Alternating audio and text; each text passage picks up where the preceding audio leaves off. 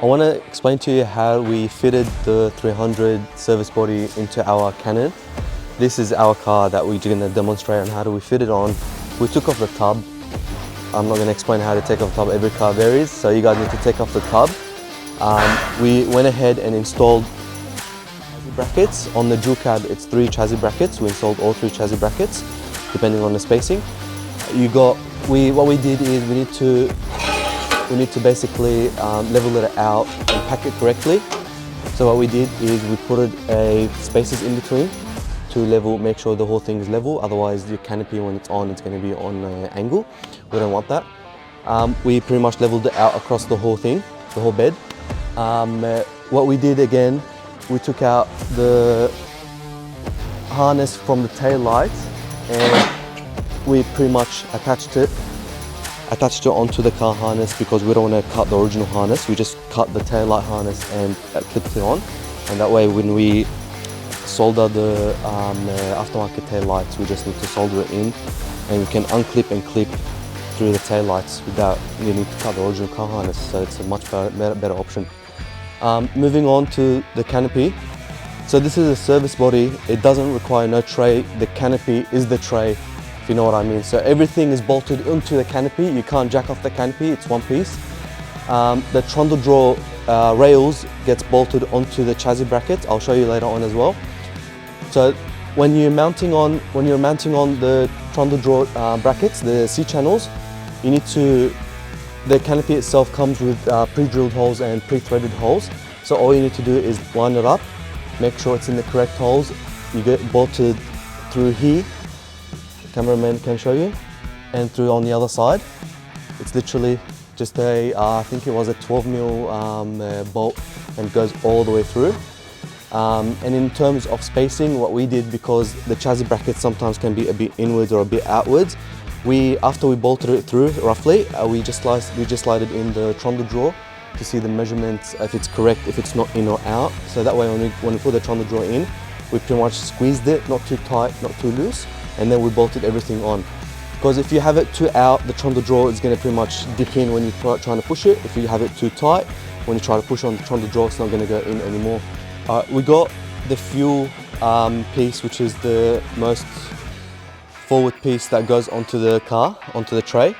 So the manufacturer decided to make a hole on the left side of the canopy without advising us. So if you guys need it, we needed to drill on the right side, so we made another cut on the right side of it for the fuel. So this goes basically in it, covers out. We're going to put pinch weld.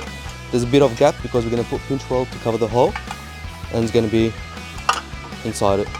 Fitting on the tray to the car is very easy. Fitting on the accessories onto the canopy, it's extremely easy. Because if you look from under, I got the holes here. You got pre-drilled holes, pre-threaded holes. All you need to do, line it up, put your bolts through, pretty much done.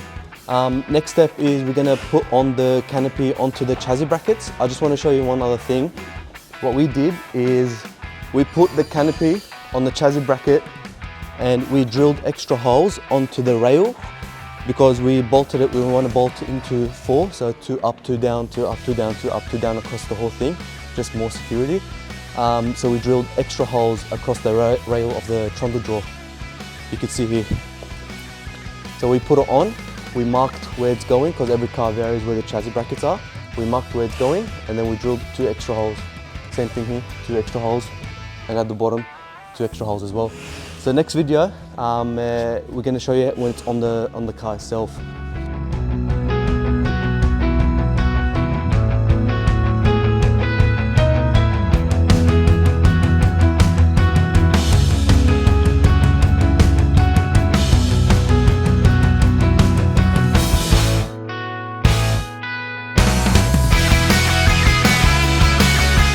The only thing that we drilled and cut was the fuel holder, extra holes to secure the canopy and the chassis brackets together. You don't need to do that, you can just leave it on 2, but it's up to the person. We did 4, just more security. Pretty much it, as long as bolt and our drilling and cutting involved for the Canon at least. I'm not hating on tridents like what Huss does, but I know tridents are a bit difficult to do. I think with Tridents the wheelbase is different as well.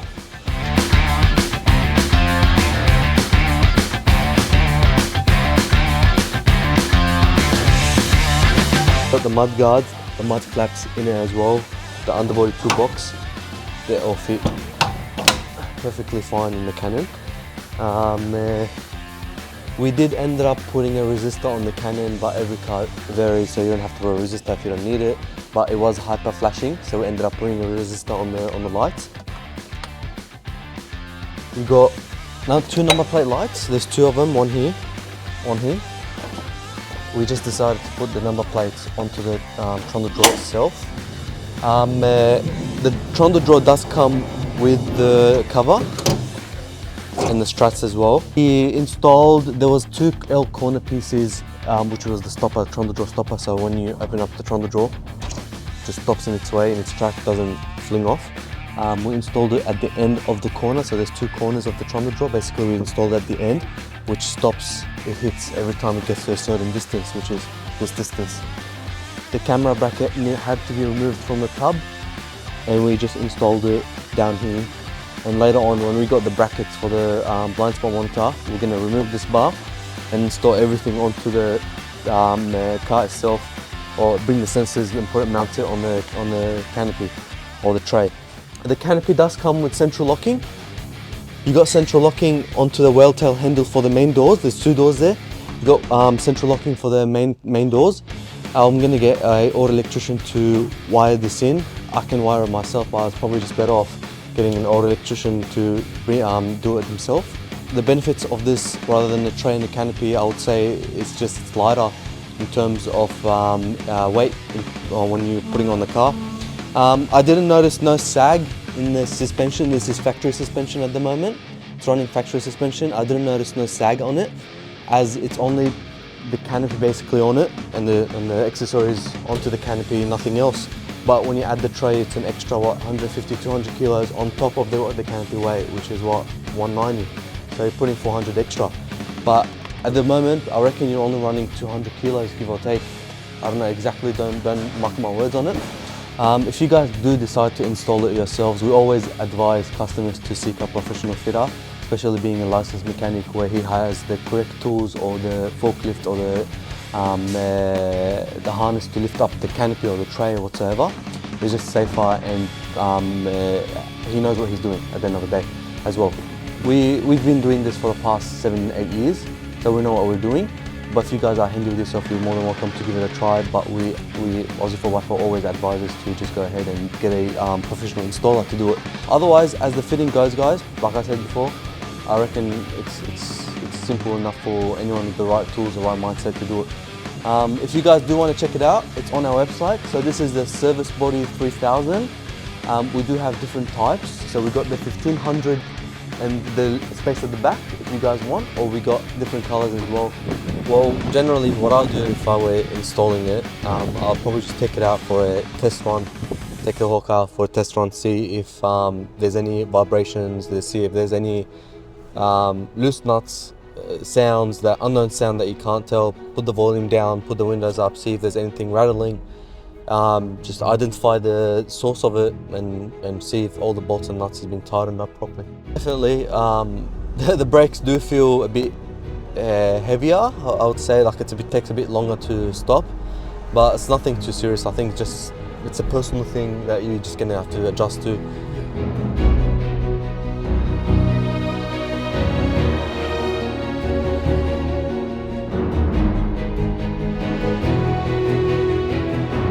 So if you guys want to inquire or have any questions, do ring us on 1300 694 494, or if you want to just view the images, view the specs online, just visit our website ozi4x4.com.au.